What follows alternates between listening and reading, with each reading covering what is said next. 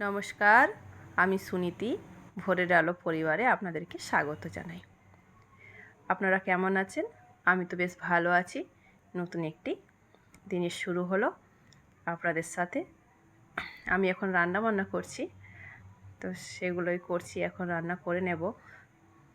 সকাল এখন ওই 9:30 10টার মতো বাজে। রান্না করার পর বাকি কাজগুলো আমি করব।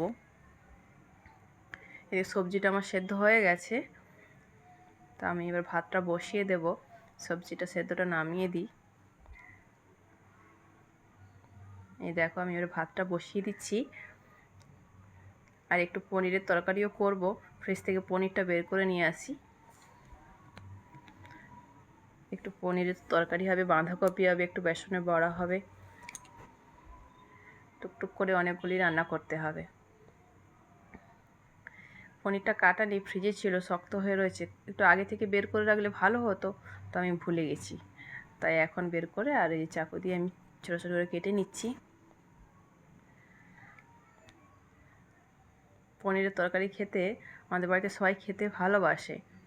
বিশেষ করে আমার ছেলে খেতে খুব ভালোবাসে, ওর জন্যই মাঝে মাঝে করে দিই। আর আমার ভিডিওটি কেমন লাগছে সেটি আপনারা একটু জানাবেন। তো আমি প্রথম ব্লগ করছি, তো একটু ভুলভ্রান্তি হলেও আপনারা মানিয়ে নেবেন আর জানাবেন আপনাদের কেমন লাগছে আমার এই ভিডিওগুলো।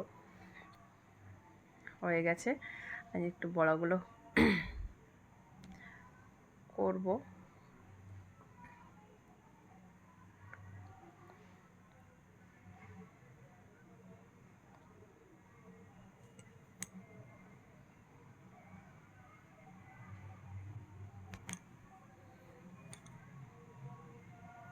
এই যে আমি একটু বেসন, পেঁয়াজ, আলু সব দিক ছোটো ছোটো করে বড়া করে নিচ্ছি। এগুলো ডাল দিয়ে খেতে খুব ভালো লাগে। আর একটু হবে, আমি কম তেলে অল্প অল্প করে তেল দিয়ে রান্না করার চেষ্টা করি। আর এদিকে আমার বাঁধাকপিটা হয়ে গেছে। পনির তরকারিটা আমার আগেই হয়ে গেছে, তো ওই ভিডিও ক্লিপগুলো নেওয়া হয়নি। আমার স্নানও হয়ে গেছে রান্নার পর। স্নান টান করে আমি এবার একটু পুজো টুজো করবো, তারপরে তোমাদের সাথে আবার দেখা হচ্ছে। এই দেখো, আমার পুচু সোনা খাটে উঠে বসে আছে। ও সারাদিন এই খাটে উঠে বসে থাকতে কী যে ভালোবাসে আমি জানি না, ও খাটে আনন্দটা বেশি ওর। এই দেখো, আমি ওর সাথে একটু কথা বলছিলাম, ও আমার দিকে ঘুরে দেখছে। 50 বার শুধু খাটের নিচে নয় খাটের ওপরে উঠে বসে থাকে। সন্ধেও হয়ে গেছে। এই দেখুন, ওকে আমি আবার খাঁচাতে ভরে দিলাম।